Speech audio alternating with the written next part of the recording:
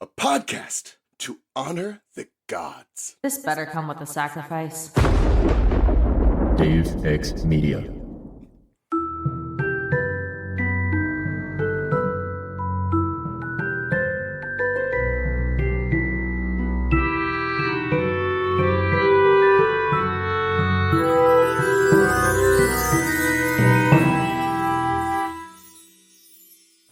Welcome to the restricted section, where we are all growing numb to the trauma of losing all of our father figures, as well as the trauma of painting ourselves into the corner of this book series.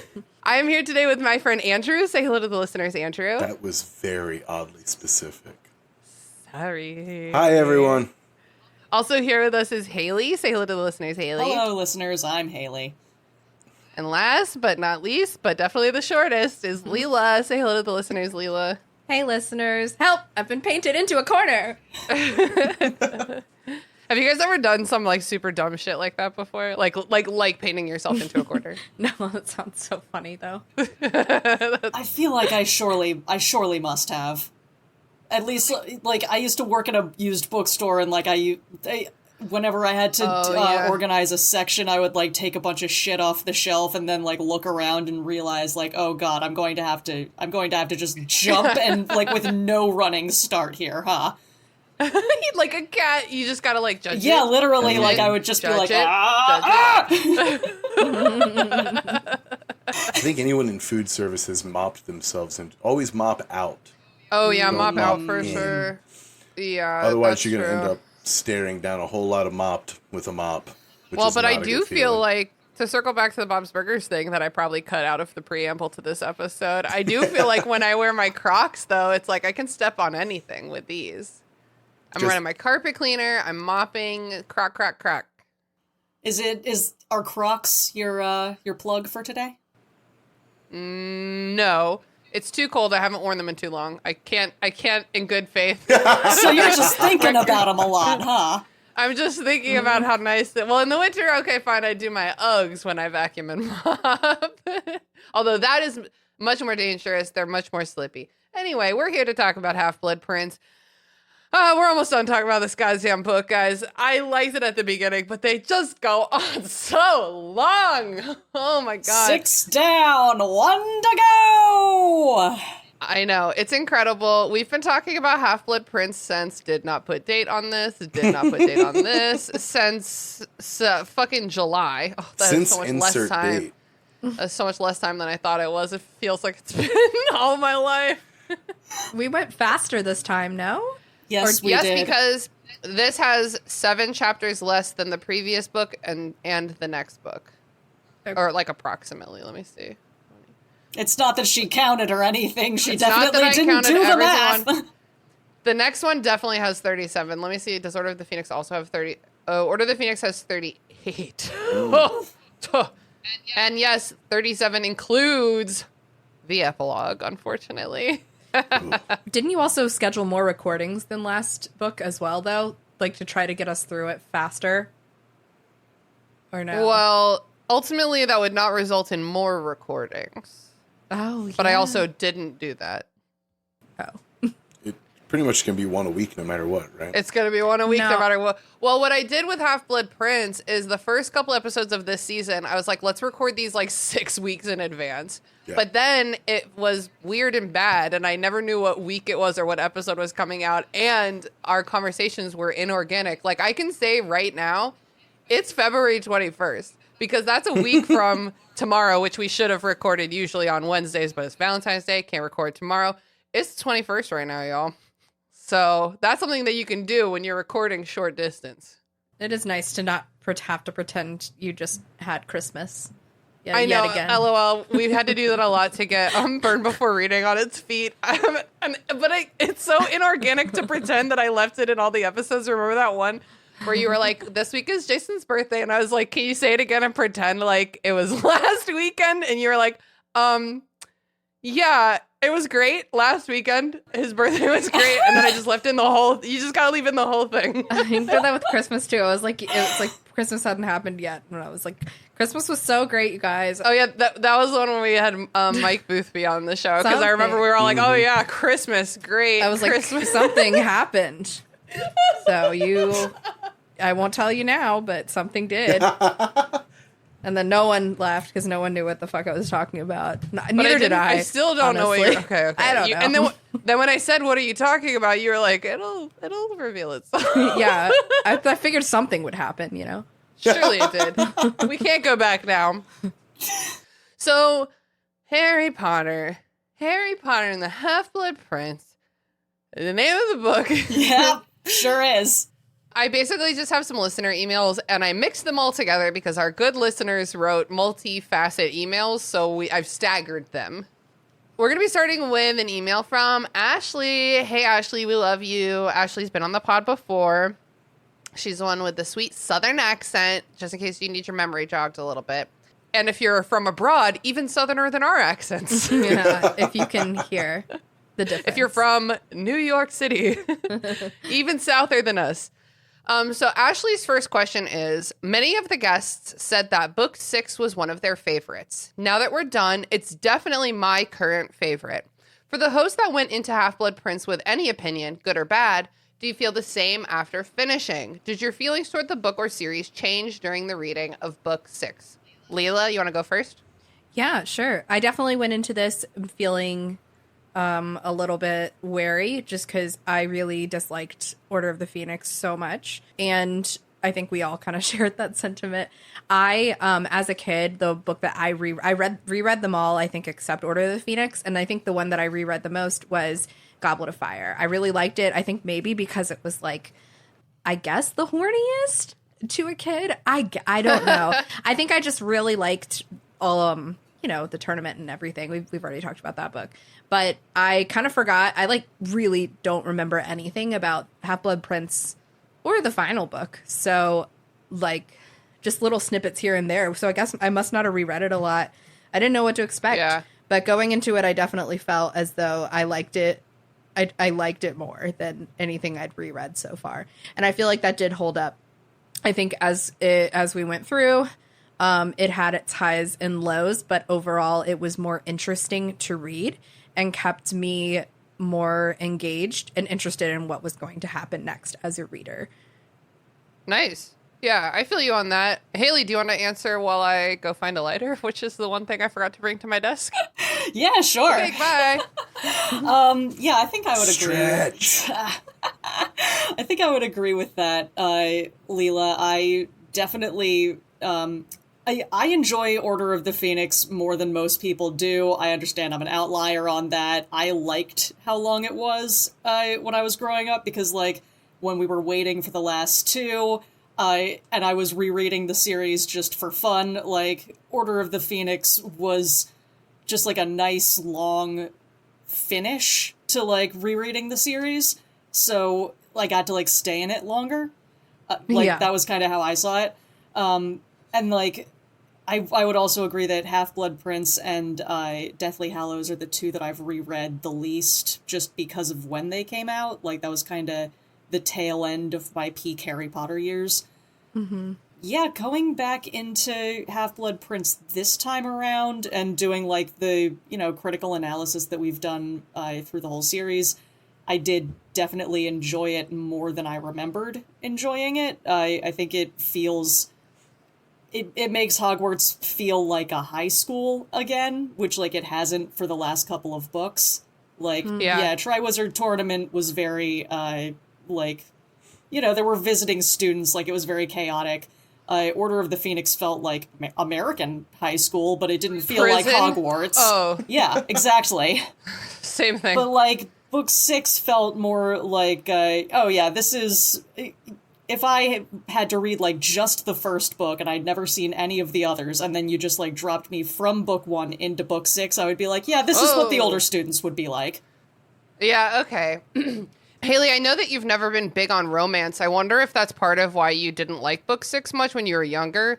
And, now that you're older, you're able to, see it for its, narrative and character value and appreciate it a little bit more? Yeah, that's probably also part of it. I just don't have a lot of patience for those kinds of storylines, especially when they aren't given, enough attention to make them interesting.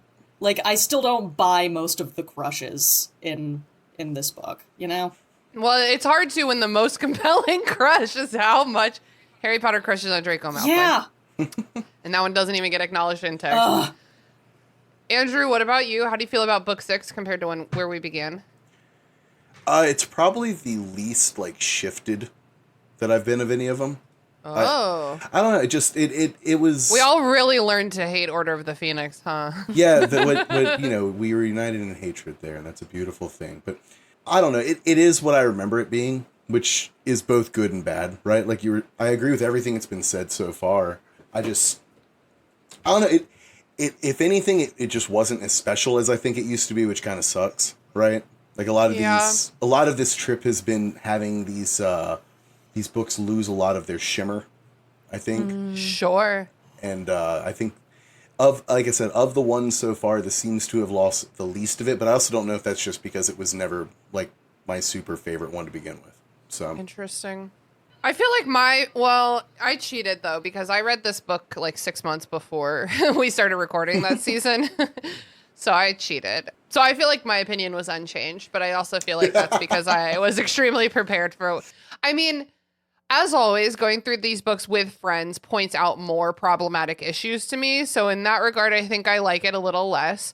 But on the flip side, there's always some cool stuff that I didn't notice either that I, enjoy to look at. So it's a wash, y'all. Yeah. I think for me, like, the main difference between, like, the last 2 books and the first 4 is that the first 4 are more escapist. Like, if you're a lonely 14-year-old kid, like, reading any one of those feels like an adventure you could be a part of. And then, the last 2 are very plot-based, and, like, nobody writes fan fiction that is integrated with, like, books 6 and 7. I'll put it like that. I never really saw a lot of that.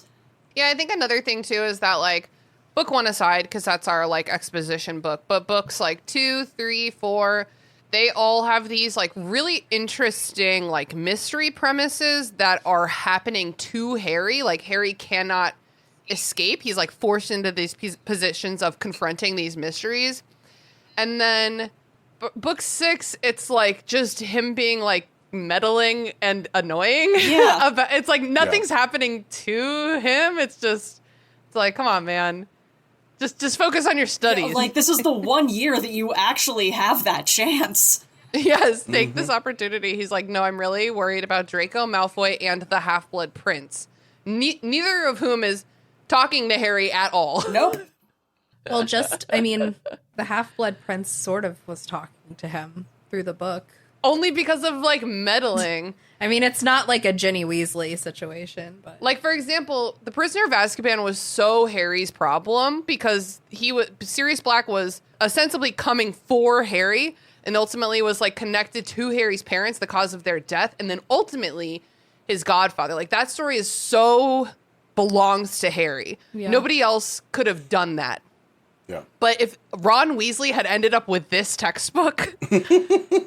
It just would have been happening to Ron Weasley. Like, it didn't have to happen to Harry. It had nothing to do with him until he made it his problem. Yeah. You know what I'm saying? Like, all this time we've been wanting him to, like, do anything, and then, like, And now he does this? Yeah, he turns 16, chooses. and it feels, I guess this is what having teenage kids is like. Just, like, do anything! Do anything! Come out of your room and do not that. Not that. Not that way. Not that thing. Why this? Okay, fucking fine, I guess. That's the experience. I liked parts A and B. We're going to scrub everything out. Yeah, I mean, you have to let kids do what they want to, but also they make horrible choices. So. Yeah. They're not smart yet. Some of them never will be. Yeah. I'm just thinking, I'm sorry I keep talking about Burp Before Reading. I just like it better than this podcast. And I am just remembering our episode a couple weeks ago, Leela, Christie's Guide to Living for Your Soul. Yeah, of course. Which was like 130 items of what I thought at 16 was like living for your soul, including eat a banana. Go to the bathroom. Oh my God. Don't Scream. let anyone make you feel like you suck. A lot of stuff that I didn't realize Marriage is forever. That's Oh, the one no. I think because they're all directives, I think it was acknowledged that marriage is Anyway, so go listen to that if you want some real teenage enlightenment. Okay, our next email is from Mott's Classic. Andrew, can you do the little... What's that? Oh, that was a good one. That was really good. The first time you ever did it, I actually saved the sound clip, but I just make you do it every time, so I don't think I've used it. Ooh, you can layer it on top of him singing it, and it'll sound like two Andrews. Oh my god, just turn it into a chorus. Just layer all of them together and make a choir of one word. Okay, let's do this. Everyone, let's sing Mott's Thoughts in a 4-part harmony. Okay. 3, 2, Okay. 1. Mott's Thoughts. I Beautiful. wasn't Andrew was just expecting Haley to laughing. go low. I wasn't expecting it. What were you expecting me to do? I don't know, but not that. I thought I was going low and she went lower. Okay, so Mott's obviously starts his email with, hello there. One day Mary Clay will understand what that's referencing, but I do, Mott's. I know what you're referencing. Hello there. I cannot believe that y'all only have one book left before you can finish this podcast. Neither can we. I have mixed feelings about this fact personally. On the one hand, I'm extremely happy for you all that you won't have to deal with this series anymore. But on the other hand, I'm sad at the prospect of having to deal with my Wednesdays not including new episodes of the show. Wow, Mats, have you tried Burn before? Tina, stop. Tina loves it so much more than this podcast. It's actually her favorite child. I'm having a good time here. I'm having a really good time here. Anyway, we're not quite there yet. And that's why I keep... Mott's having an emotional reaction to this podcast ending is why I've been telling everyone for 6 months. Our last episode is Christmas of this year. I'm not going to surprise y'all. That's when it's coming out. Whew. Before then, we have the group therapy episode to tackle. So here we go. I love that Mott's knew it was up to him to write this episode. He knew. He was ready. We can always count on our old buddy. Mott's wrote us a quick game of Would You Rather. Yeah, I heard game and I got worried. But okay, Would You Rather is fine. Standard Would You Rather. I think you're saying fine way too early, Haley. Yeah, let's see what's on this I don't list. have to win this. If you want to know what we're talking about, you just have to sign up for our Patreon bonus episodes because Haley and Andrew are, whenever Mott's is like, I wrote a Madman Harry Potter trivia quiz, I'm like, well, Andrew and Haley, you're up. God, he's so fucking good at it. Yeah, we're all really bad at it. Yeah. 2 things can be true. Okay, do you guys remember who Arnold is? The Pygmy Puff? Haley? Keeper. The Pygmy Puff. Oh. Would you rather... Wrong Groundskeeper? book. Are you talking about Argus? Are you talking about Argus from Percy Jackson? No, I'm talking about like at the beginning of the last book we wrote. We've read. Okay. Oh my god, my brain! No, not. Are you talking about Frank Bryce? Yes. Okay. Arnold the Pygmy Puff. Would you rather fight 10 Arnold-sized Inferi or 1 Inferius-sized Arnold? 1 Inferius-sized Arnold. How can you land a punch, though? He's so soft. I don't have to... We never defined what fight means. It could be any kind of fight. Tickle fight. It could be I a see. hug fight. She's going to do a battle of wits with a Pygmy Puff. It could be a kidnapping. It's still part in fairy, right? No matter No, what. it's just sized. It's just the size of a sized. human it's just person. size? It's definitely an Arnold. It's an Inferius-sized Arnold. Have you ever seen, like, you know those giant beanbag chairs? It would be like that. A love sack. Yeah, love sack. I used to have one in my Love old sack, loft. You remember baby. that? Wow, surely they've done a commercial with that song. Got to. Okay, Leela. I really don't. I don't prefer to be swarmed. So. Okay. Yeah, see, like, But I'm- even small zombies, I'm not doing it. Okay, They're not zombies though. They're just. Wait, It's I'm confused. zombies. They're zombies. They They're are. zombies. Oh, so the question is okay. I got it. So the only thing about it being big, about it being inferior, is that it's. Would human. you rather fight 10 Arnold-sized Inferi, so like Okay. couple inch tall Inferi zombies, Got or it. 1 Inferius-sized Arnold, aka a giant Arnold? I think maybe the little guys. You could just sweep them into the river. Yeah. No, it would be like having rats after you. I don't. Oh my I god. know this would be much smaller than normal rats, though, right? No, have you seen a rat? Have you seen a city rat? Yeah, city rats are gigantic. They're the size Andrew, of you lived fucking you lived in possums. Norfolk. Right. Okay, Yeah. listen. This is what I picture when we're talking about an inferior sized Arnold. I'm thinking about this guy. Can you see? Yeah. It's Grimace from McDonald's fame. Yeah. That's what I'm thinking. Yeah, I feel like I could take him. You gonna fight him? Just a Look, giant. you gonna fight That's him? just I a would pay big butt so plug. much money. I would give away my nicest thing to see that fight, Haley. I'll fight a butt plug. I'll fight any butt plug. Like, what are you talking about? Like, look at him. Those are famous last words right there.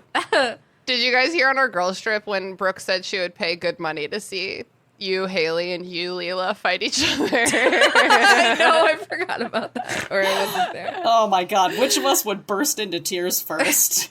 Leela, it's no question. Oh, yeah. Leela's already crying about it. Thinking about it. You don't want to fight a friend. I would I not. understand. I I don't want hate to fight to a fight a friend friend.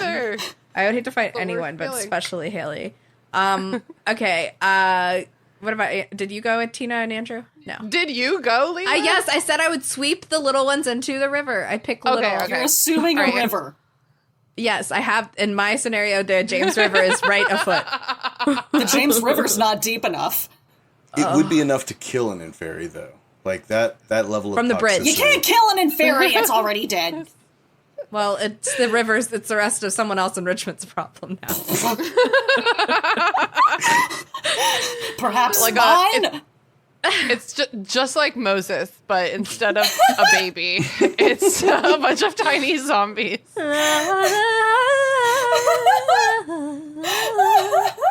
All right. How about you, You Andrew? were going to do the whole thing, weren't you? Andrew? I would definitely choose the smaller option. The last thing how I would you need do is it? for Grimace to go like crazy and to actually start trying to attack. Yeah, here's the thing. Furry, don't let furry Yeah. trick Tigers you are furry. because yeah, my cat Pepper is all of like 12 pounds of pure fluff, and that bitch packs a wallop. That bitch has some weight. If she fucking body slams into you, you're down. Like, I think that if Grimace from McDonald's walked up to me, I wouldn't be able to get into fight mode with him quick enough. I'm just like already on the ground. Okay, but And like... the wind is gone, and I'm like, what just happened to me? Okay. Pygmy puffs are miniature puff skeins, which are like another thing. It's a Fantastic Beasts thing. Yeah. Puff skeins, I do not believe have limbs. So this is just like a paraplegic chinchilla, It's angry Wow. birds. but sounds so very cute. large.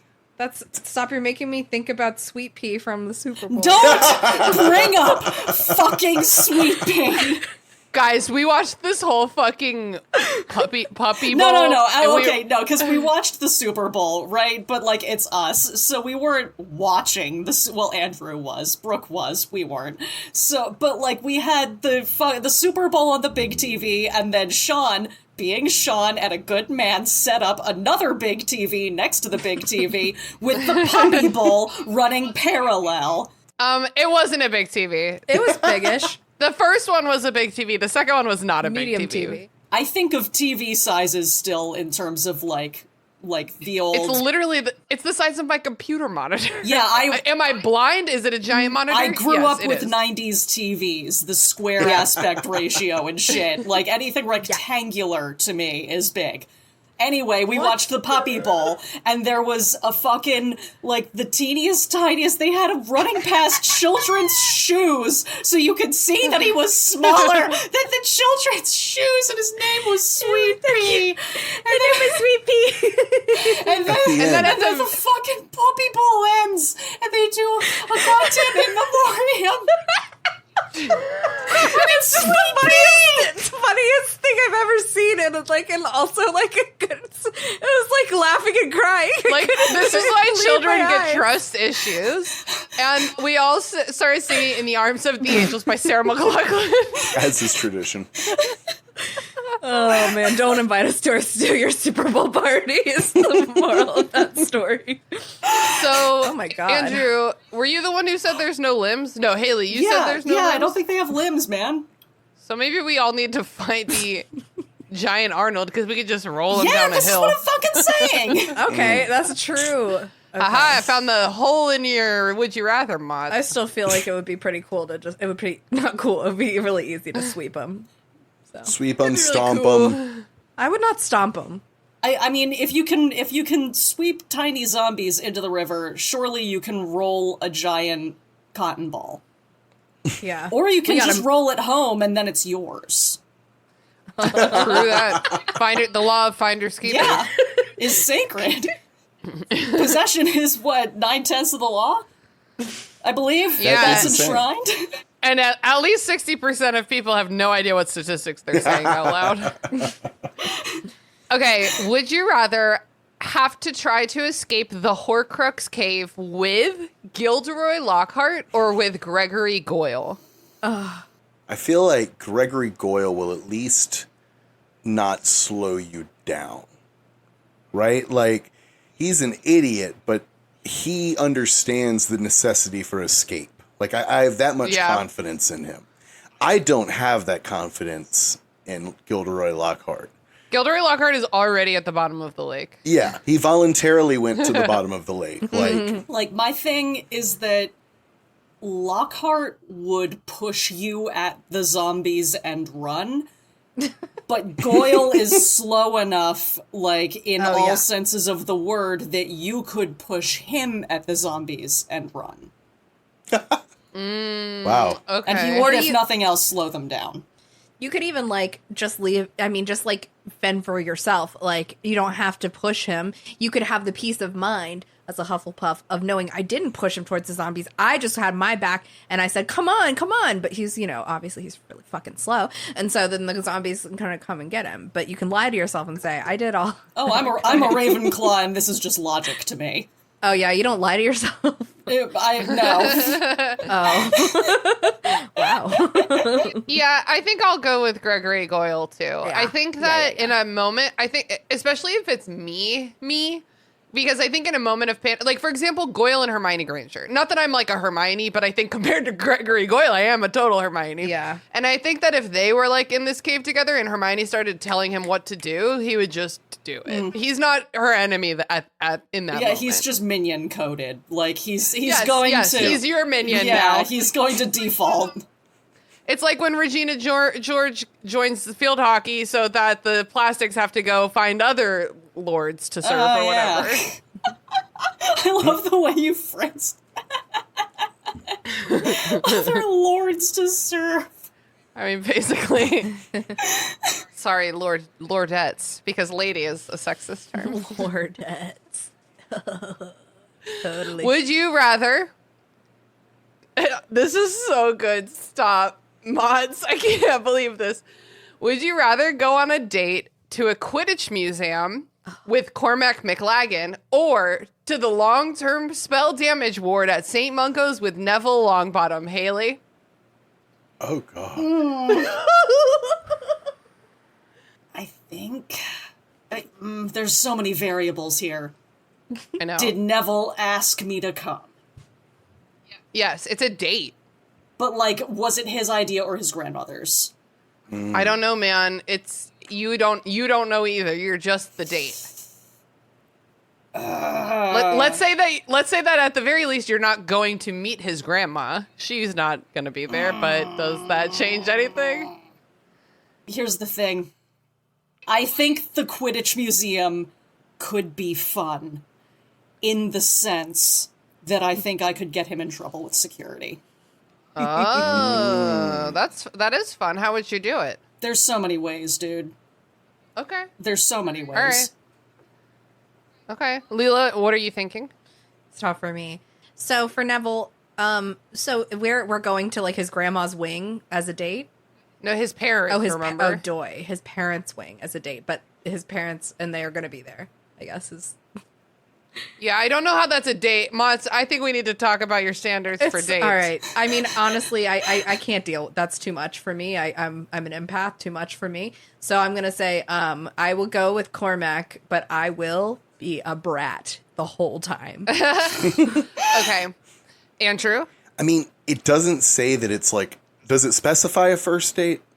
Does it specify that? Does not specify. I really hope. Hey guys, listen up. Everybody listen. Okay. Okay. It's really cool to be honest about who you are with someone you're just getting to know. That's a But taking them to go see your hospitalized family members on the first date is asking for a little much and coming on a little strong. a wee bit. You cannot do that until at least after the third date. I actually At encourage you to least. wait a little bit longer, Yeah. but third, if the vibes are great, third date, sure. Well, maybe what this is implying is that you've had a nice long relationship with Neville and you're ready to like. I know, because that does sound nice. That sounds lovely. Like, you know, get a cottage off in the countryside or some bullshit. But like, you're right. The implication is more like it's date 4. First date is insane. You would never be on more than a first date with Cormac McLagan. Yeah. I mean, the thing is, like, people don't tend to go on first dates when they just talk about themselves the whole time. Let's meet in the middle and let's call this a second date. Ooh, okay. Still For Cormac. both of them. For both of them, it's a second date. So that means you said yes to Cormac again. Yeah. But that also means that Neville's doing this not Way so too soon, early. but a little pretty soon. It's early enough that I can definitely convince Cormac to try to ride one of the brooms in the museum by telling him that everything on display in every museum is just a replica. Didn't you know that? Yeah, no, you can totally ride these. You should totally show me your technique. But aren't a lot of things in museums replicas, though? A lot of them are. It is not everything. That's the line that Yeah, you'll hear, okay. but no, it's usually they'll say if it's a replica. Oh, okay. I feel you. So for me, my answer to this question was clear from the very beginning. I might have been with my husband for almost a decade, but I am a dating girly. I find it extremely fun. Now I just have a lot of vibrant friendships instead, but I love dating. I love when it goes bad. I love when it goes good. I'm the kind of person I'm going to have a good time the whole time, and I might be really mean about you with my girlfriends after. Cormac McLagan, I would be having fun the whole time because he's putting on a show for me of what a crazy narcissistic person can do on a date with someone that they barely know. Like, this will be fascinating. I'm going to be taking detailed notes, and I'm going to be reporting back to my friends. And that's a great story. My friend Adrian, one time she went on a first date with somebody in college, and over dinner, he pitched an idea he had to her. Dead serious, first date, never met him before in her life. He said, I want to sell water bottles where the sippy part is shaped like a vagina. Oh my God. His name, Darius Stanley. He went on to make some modifications. That's a great story. And I'm still telling it. So that's what Cormac McLagan would become for me. Would you rather help a blast-ended Scroot take a shower or visit the prefect's bathroom with the monster in Harry's stomach? Do you remember how throughout this book he's been referring to the beast inside of him as a metaphor for being horny? Yeah. Is Harry coming too? I know. This influences my answer a lot, actually. Does he have to come? I'm going to see if Mats is awake. What time is it in Norway? I have no idea, but the man It's like keeps 4 odd a.m. hours. 4 a.m. Yeah, but the man keeps odd hours. Great. Okay. Is Harry present along with his monster? Let's circle back to that one. Okay. Would you rather take fashion advice from Archie Ameslow or Bob Ogden? And I will remind you, Archie is the guy wearing the nightdress at the Quidditch World Cup in book 4.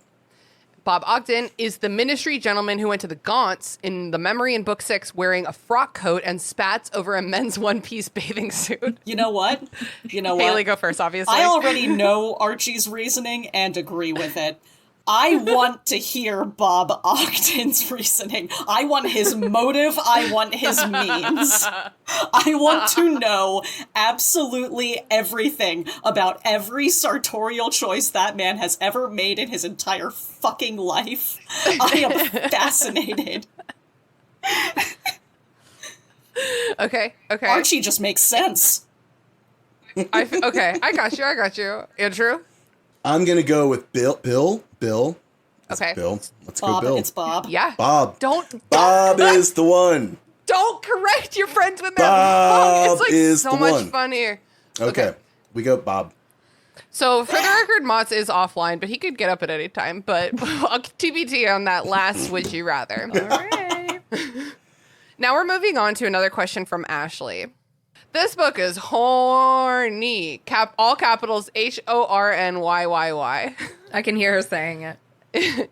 Out of the main romantic relationships in this book, do you identify with any one in particular? Have you had a similar experience or dynamic in one of your own relationships? Ginny Dean, Ginny Harry, Hermione Ron Lavender, Romilda Harry. Ashley, why'd you write that one down? I hope you didn't love potion anyone. Oh, she immediately explains why she wrote it down. Draco Harry. To answer my own question, I guess my husband and I started most like Ginny and Harry. I had a big giant crush on him in elementary school, but we didn't get together until after college, thank God. God, so painfully wholesome. I know. So cute. Any of y'all relate to Leela, I guess? I relate to Lavender. I relate to Lavender, and I've definitely dated a Ron, but I've been avoided when I was just being a total sweetheart. All I No, did was give you honey. I don't want to say it anymore. It's a different. bit. I haven't talked about it on BBR. Save it for PBR, girl. Yeah, I've been lavendered. Thinking about Lavender giving Ron that My Sweetheart necklace. I didn't do that, but I think I probably would have done something like that. I think that all these relationships feel relatable to me 'cause as someone, I just said that I date a lot and I like dating, and I dated in high school and it just felt like this. I did not date a lot, really ever, but I did have a friendship when I was about 16, so around this age, that like went a little off the rails when the friend got kind of obsessed with me, and it was like a whole unrequited thing, that then turned into kind of a stalking thing. Anyway, so the whole like Harry's dynamic with Romilda is not dissimilar. Ooh, okay, Haley. You said you appreciated my unique stalking gifts. How dare you? That was when we were 26. I said 16. I'm a little bit of a Ginny. I don't think I'm like a total Ginny. She's like a little sporty in a way that I'm not really. And she's more low-key than me. But the way that Harry is like, I can't with a bitch who cries. Sean just kind of like has a pretty low emotional threshold. And when I first started dating him, I had to bring it way down emotionally. Like I had to slow it so hard, which has ultimately been very healthy for me. But the way that Harry's like, thank God I dumped her and she didn't cry. I'm like, it just reminds me of Sean. Oof. But I'm a total Lavender, and Harry and Lavender would be a horrible pairing. Oh, that would be a nightmare. Harry would simply never. What are some of the worst ships?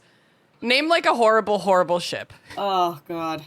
I mean, I think I just named one of the worst Yeah, ones. Yeah. Harry Lavender's pretty bad. Like, are we talking to actually contemplate or like a crack ship? What is a crack ship? Crack ships are like when it's just, I think this is a funny relationship to imagine. Oh, yeah. Fun. Yeah. Nope. Yeah, there doesn't Funny. need to be a A backstory. quickie and a funny to imagine. Okay. Luna Draco. Wait. So She's the only blonde. one who's strong enough. They're so fair and blonde. It's too much. They're too powerful. That is a lot. It would just They would look like, I feel like they would take up ice skating if they don't both already ice skate. Or Eurovision. Or yeah, because you know yeah, half that's those the way people to are it. Because if we're talking wizard or alien, okay, Eurovision, most of you are wizards. I'm just going to put that out there. But there's a few aliens. There's definitely yeah, a few sure. aliens. I think a funny ship is Professor Binns with anybody. Maybe a Binns McGonagall ship. Pretty funny. I'm not good with these. I've Snape. never been good with these. I think that if the characters had fun together, things would be good. Ooh. I don't know. Slughorn and Dumbledore? I was going to say Snape and Dumbledore because Dumbledore's so obsessed with him. Yeah. Like, is that a thing that people have said? I feel like there's Why at are you least so a little obsessed bit of with porn me? out there about Snape and I don't- Dumbledore. There's porn I don't about wanna watch everything. it. There's porn There's about porn about everything. everything. Okay, so I actually have a question that we didn't get to talk about, I think, when we were talking about this chapter in the book. But what would have happened if Harry ate Romilda's love potion? Oh, Hermione would have been all over that.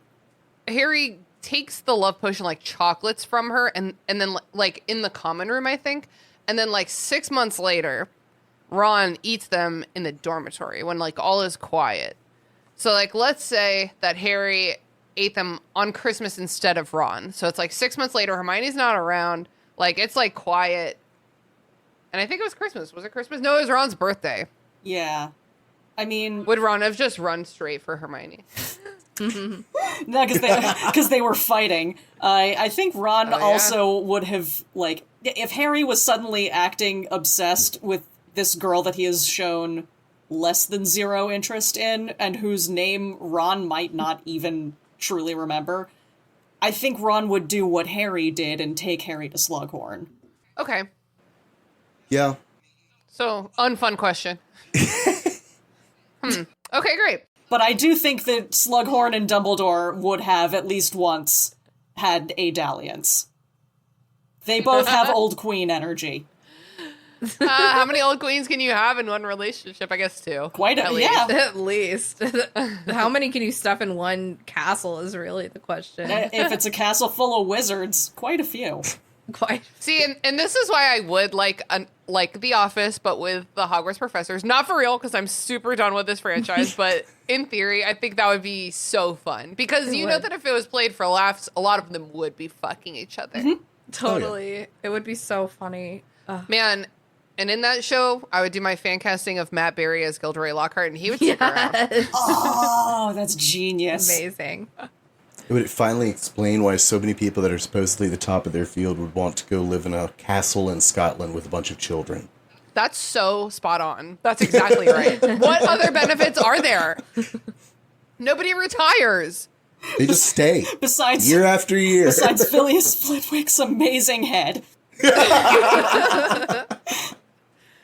Okay, our next email is from Jay. Hey, Jay. Oh, no, I didn't like that one. Hello, Jay. Much better. Peeps, more of a general question about the series. Do we feel that fucking Joe... it reminds me of, like, Sleepy Joe. Fucking Joe Rowling. Fucking Joe Biden. Do we feel that fucking Joe was a master at planting seeds of story points she wanted to use later in the series, or was she just adept at taking elements from previous books and reintroducing them as something the plot needed at the time? Okay, I think I already know what my answer is going to be, but I'm going to keep reading the email.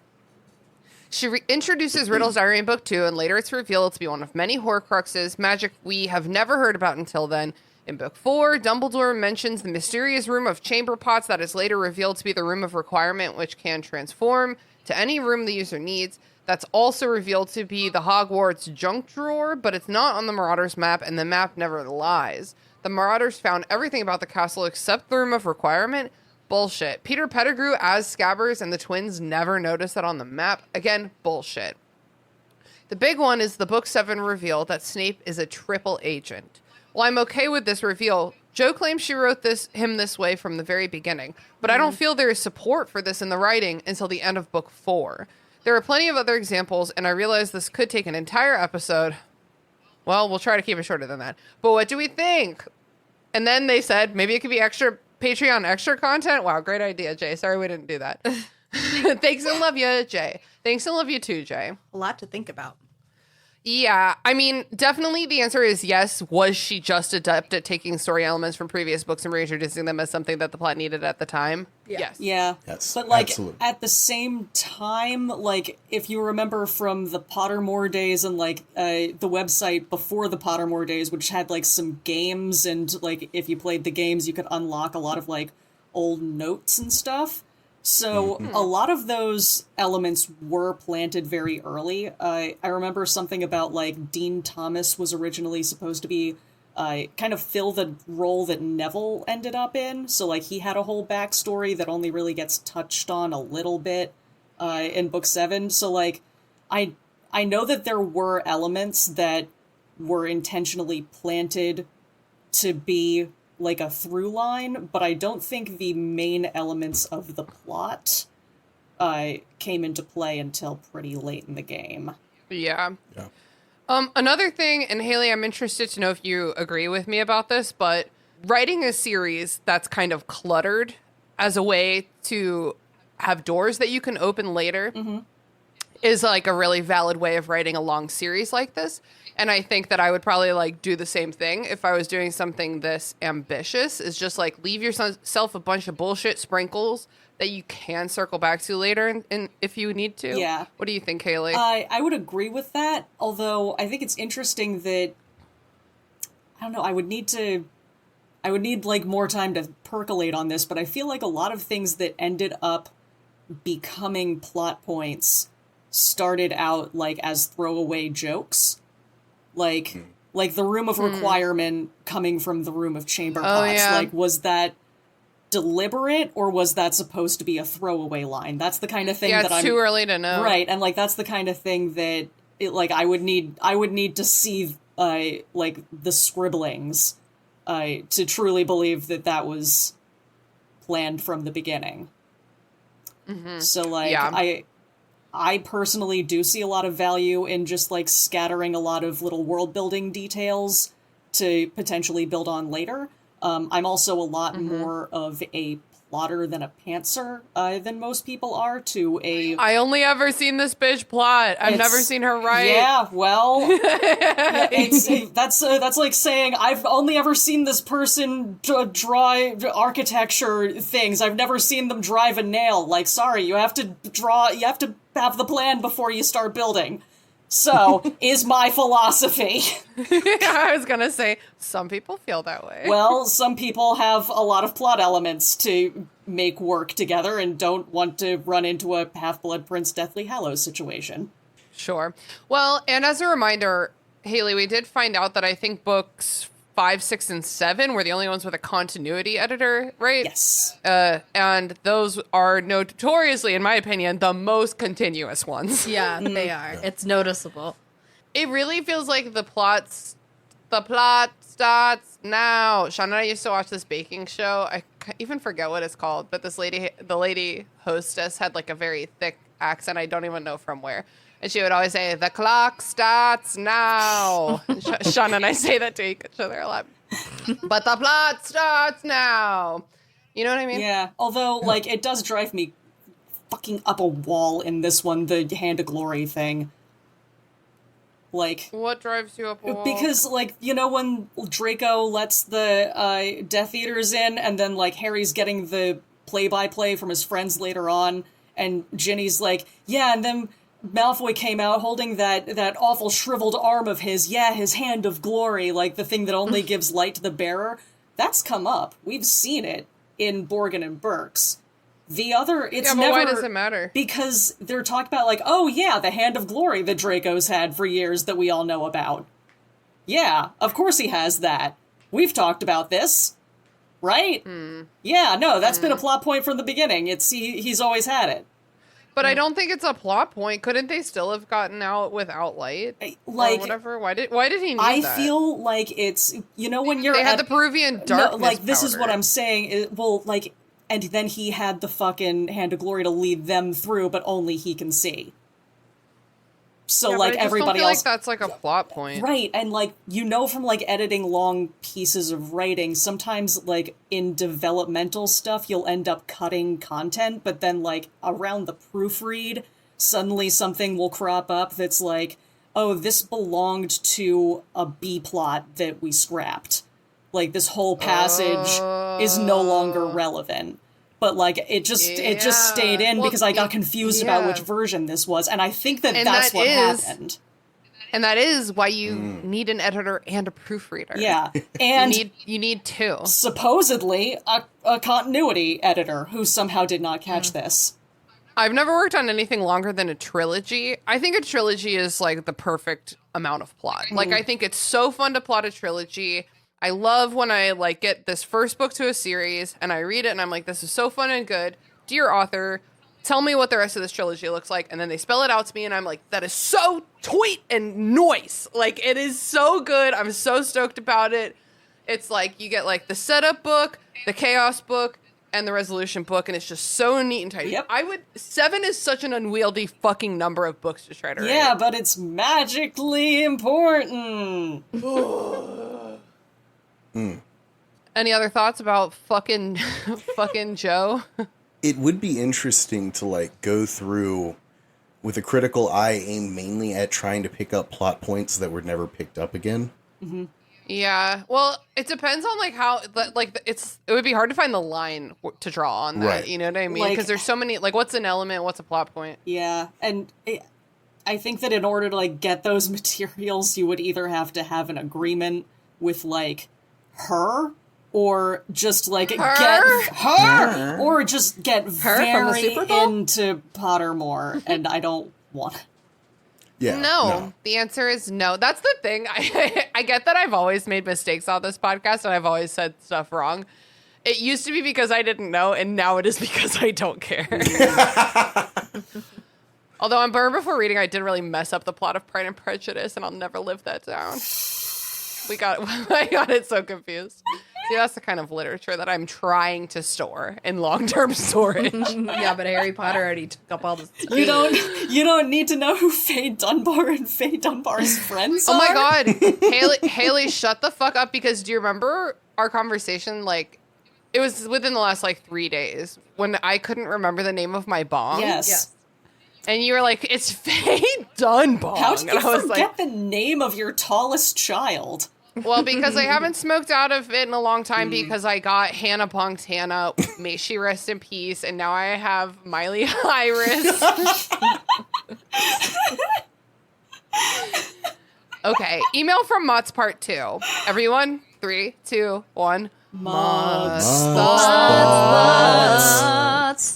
Oh, that was terrible. Worst one. I have a little game for you. That's like when Jigsaw says, I have a little game for you. Do you want to play a game? Fucking little Nordic accent. I know. Can we just say no, like drugs? Just No, this one's going to be fun. Okay, but I'm going to share my screen. Oh. I have a little game for you. Which of the restricted section hosts, co-hosts, or not your hosts would you put in the following positions? And he gave us a list of job titles, and we have to assign them to the different hosts. Okay. Chosen One, Dark Lord, Headmaster of Hogwarts, Minister for Magic, Hogwarts Caretaker, Hogwarts Poltergeist, Portrait, guarding the entrance to Gryffindor Tower, and Conductor of the Night Bus. So I'm going to share, we're going to do this together. I'm going to share my screen. Oh my god. This is going to be so fun. 1, 2, 3, 4, 5, 6, 7, 8 different positions, and the hosts are Tina, Haley, Andrew, Brooke, Grace, Mary Clay, Mary Peyton, and Layla. Yay.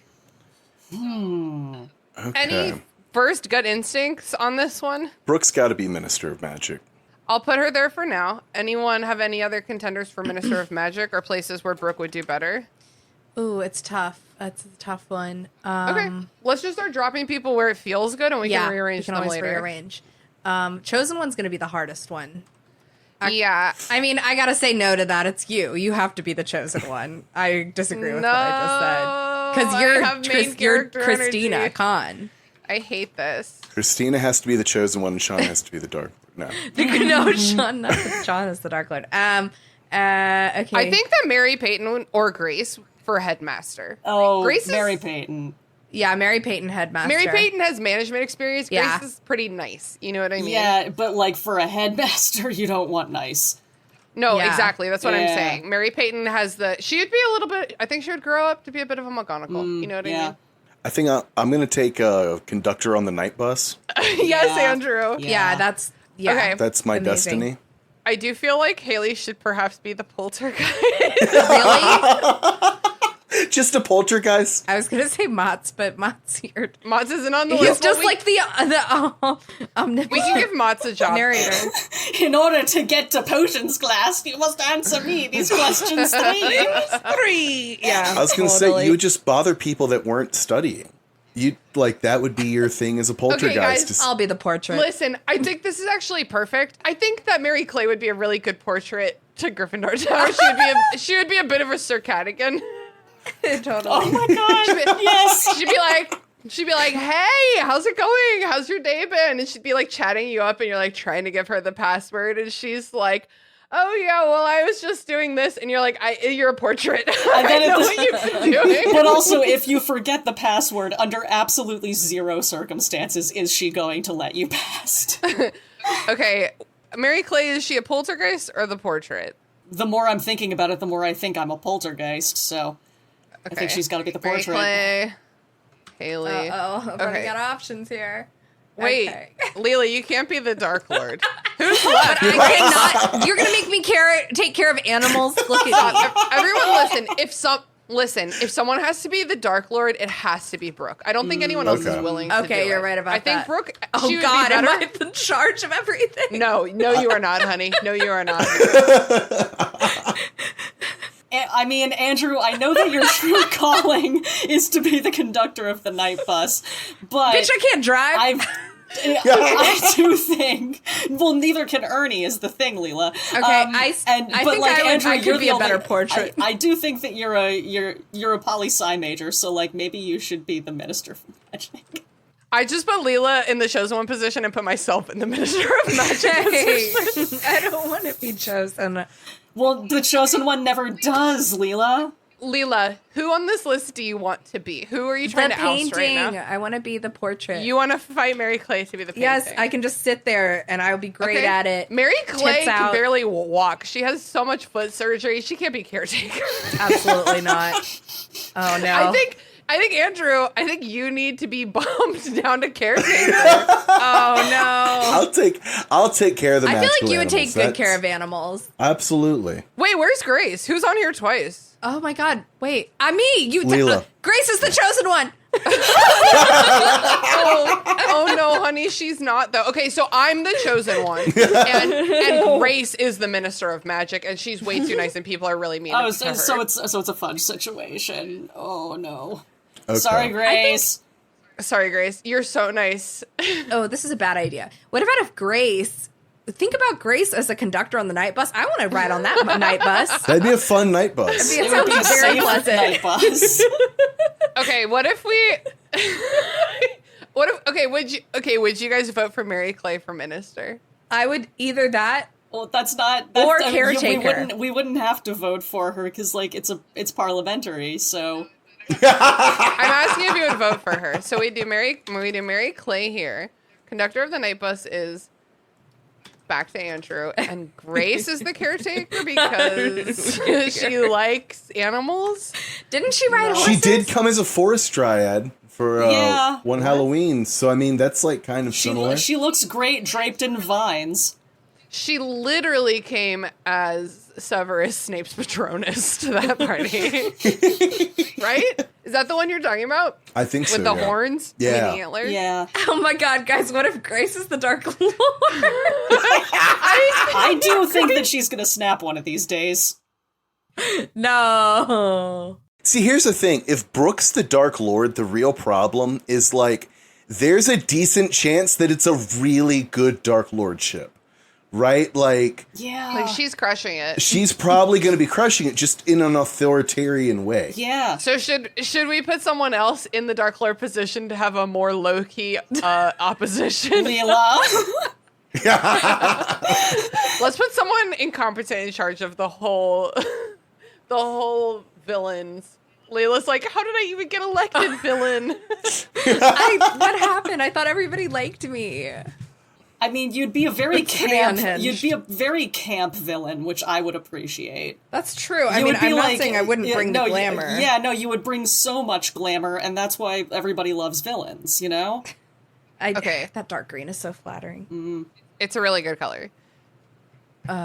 Okay, should we finalize this, talking or me into do you guys really want to switch stuff around? Leela, you can't be the Dark Lord. Okay. That's the people aren't gonna like that one. But what about sometimes when I think mean thoughts about people? That's Leela, not stop. how You're it the works. nicest one. That's Christian Kilt, honey. That you're the nicest one of us.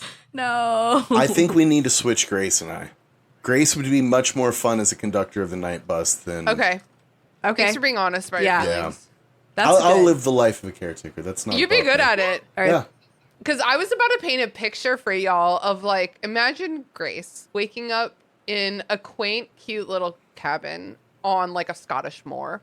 Yeah. And having her tea and her, like, morning book read. You know what I mean? Like, the vibe would be good for her. But Conductor of the Night Bus is Chaotic Grace, and that's fun, too. Yeah, Chaotic Grace is awesome. Okay.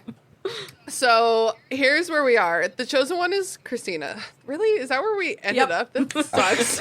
And does anyone disagree? No, I'm gonna switch me and Mary Clay. Is that She's wrong? not though? here. No, she's the youngest of us. Like she's Oh, the closest yeah. to being a teenager who has to save the world. She's the most viral, too. Yes. Okay. I believe this to be true because I'm in charge. Here's the thing. I'm trying to still be in charge lately, but not the number one in charge. So I'm There not you about to go. be the chosen one. Okay. So here's where we landed. I hope everyone appreciates how hard we agonized over this because it was hard. Lots. Thank you so much for this. The chosen one is Mary Clay. She's going to refuse the call. You know what I mean? She's going to do the hero's journey. She's been studying the hero's journey for a long time now. She knows exactly what to do.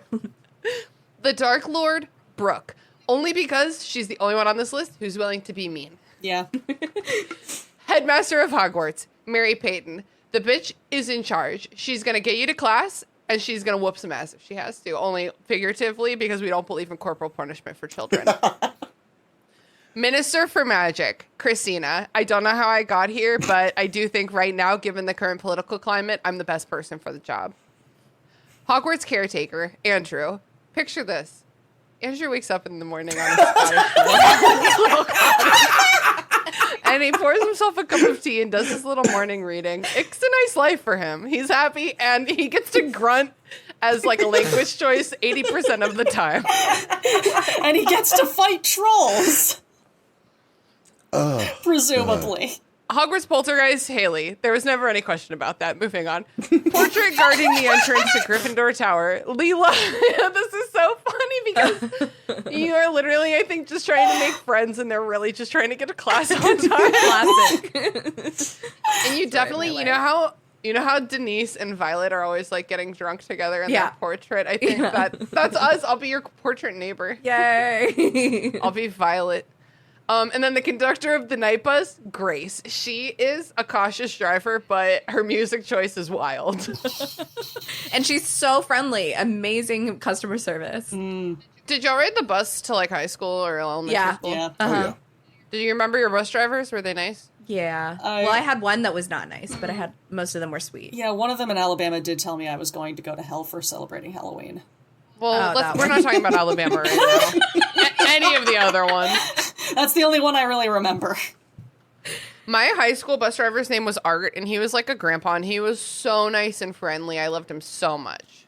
Yeah, I used to leave my phone on the bus like just about every day, and That's- that Wow, bus that driver, is not remotely Such a surprising. She was like, "Your background's a selfie. I knew it was you." Wait, that's actually a really good pro tip. It is. This is an identifier.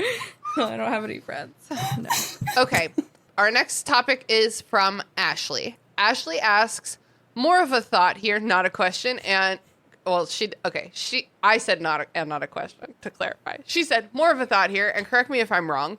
Literally every Defense Against the Dark Arts teacher attempts to kill Harry except for Snape. Is that right?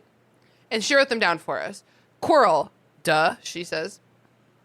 Lockhart tried to stage an accident in the Chamber of Secrets. Lupin was a werewolf, but still. Barty Crouch Jr., duh. Umbridge sent Dementors after him, almost uses the killing curse, which Ashley admits could be a movie memory. I admittedly don't remember. Then we get Snape, terrible but not murderous. Anyway, I was just sitting here thinking about how many of Harry's teachers have tried to murder him. Hogwarts, right? I hope you guys liked Half-Blood Prince a little more than Order of the Phoenix. I sure did. Book 7. Oh, here we come, book 7. Oh my god. Ooh. Woo, yay.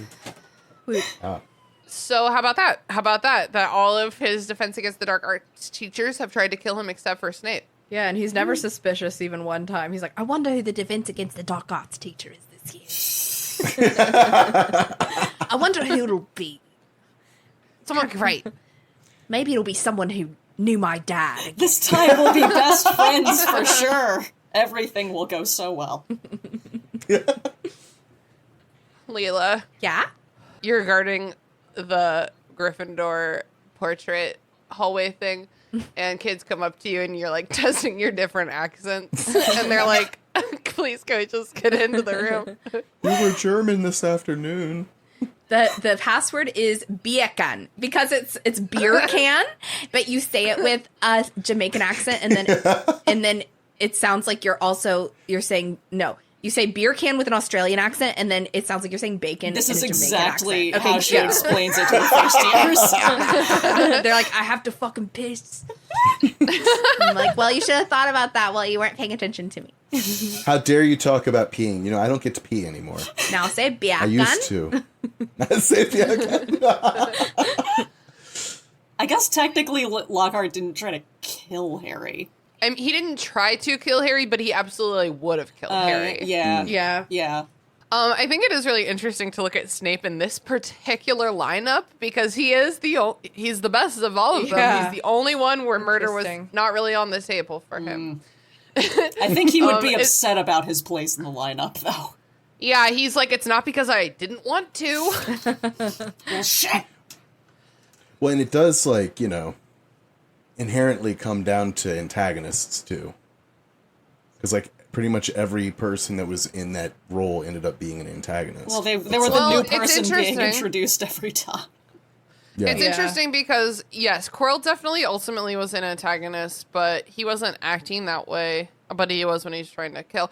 Okay, so the ones that are exceptions, Lockhart was, I don't think it was ever, I think if you asked him, he was never acting as an antagonist. He was doing, like, damage control. You know what I mean? Just stealing people's memories and potentially ruining theirs. But, like, not from his perspective, though, but, like, in terms of his function in a story, then, yeah, he's an antagonist. Like, he's causing problems just by existing and being he sure the way is. that he is. I guess it's just because his smile is so damn charming that I'm like, LOL. Then there's Lupin, does not serve as an antagonist, except for in, like, the most concrete physical sense for 5 minutes during, like, A Prisoner of Azkaban. He's Right. an antagonist in that he is bodily in danger. He's a to you. complication, is what he is. Yes, he's a complication. Barty Crouch Jr., obviously antagonist. Umbridge, wow, most antagonist. And then I think that, her little list didn't mention one of the Caros teaches it next year. But Harry doesn't.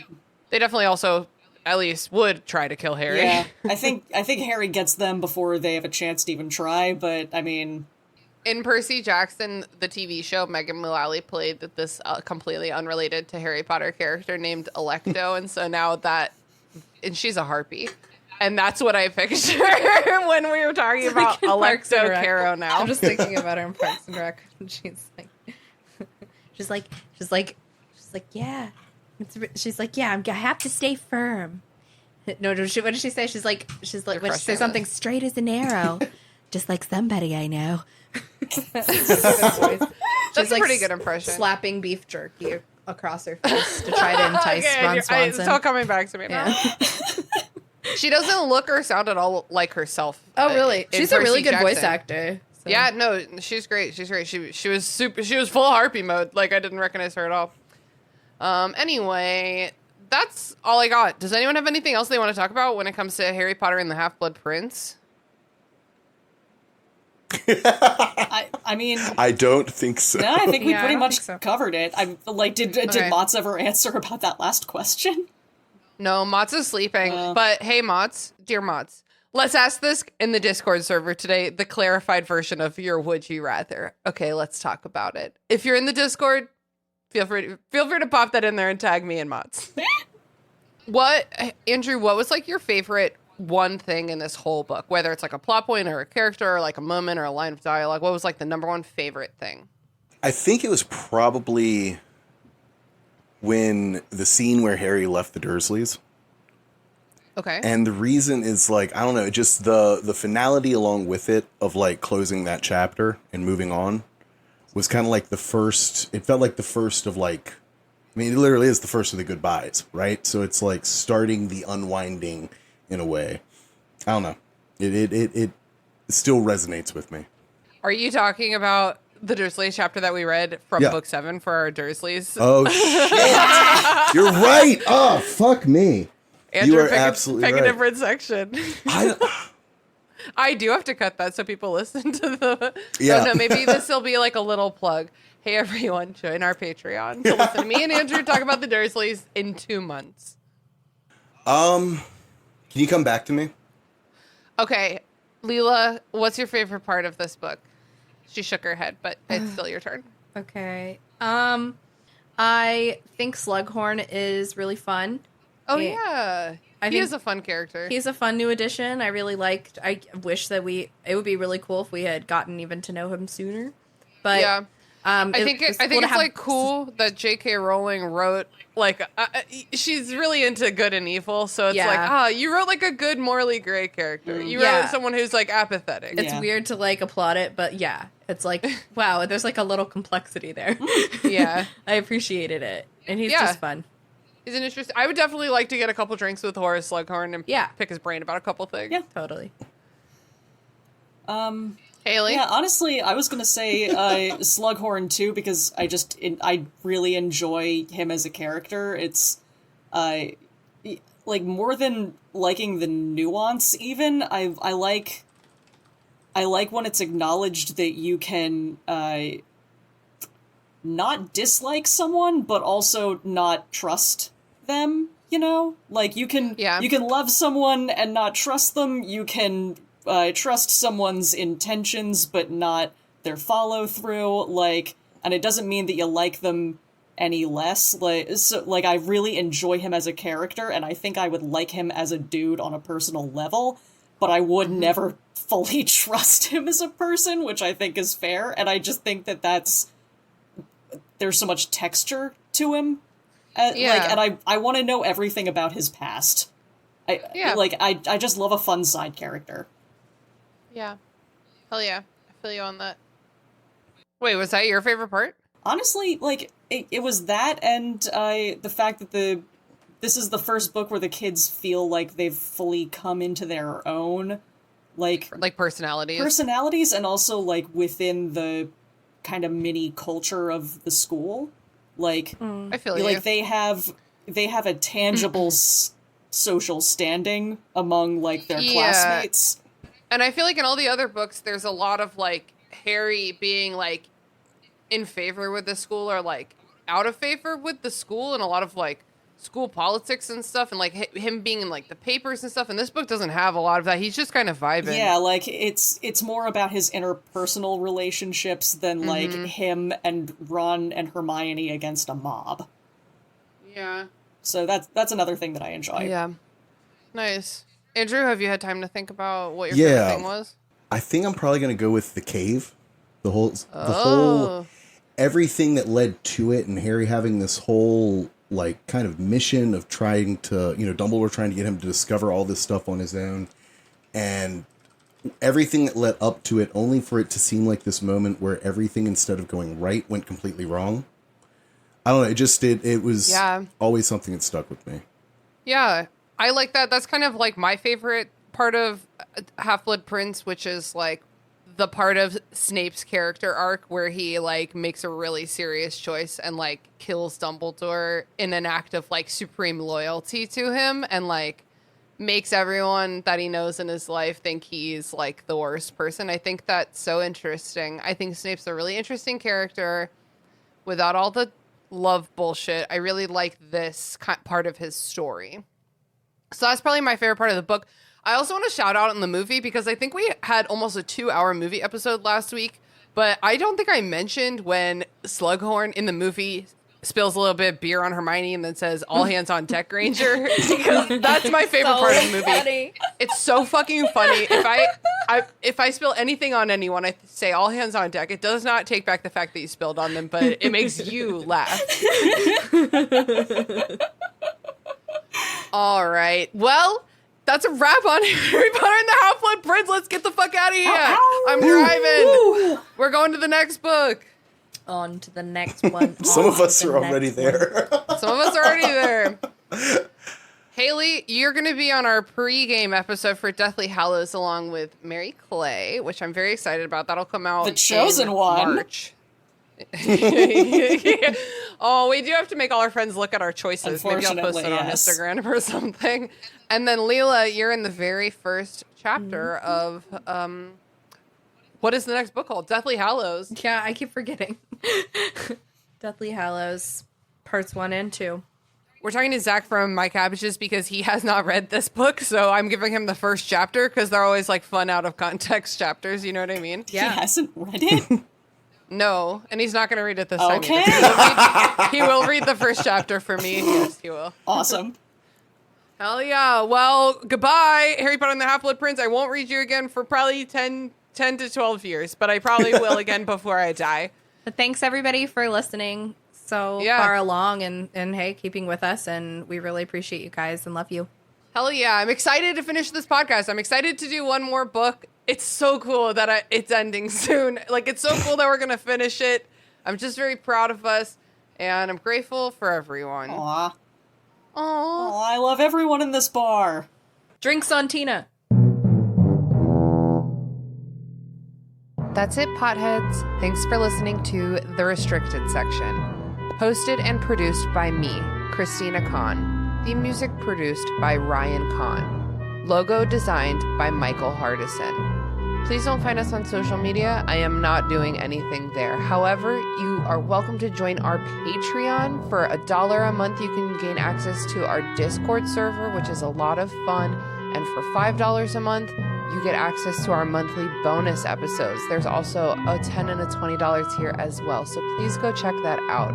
We are honored to be part of Deus Ex Media Podcast Network, which features lots of wonderful podcasts for nerds, including this one. Coffee, tea, honor, cabbage. Long ago, the 4 elements lived in harmony. Then, shit went totally cray when the Avatar attacked. Only the Cabbage Man, merchant of fine cruciferous vegetables, could stand against his trolling. But when the world needed some dank veg, he vanished.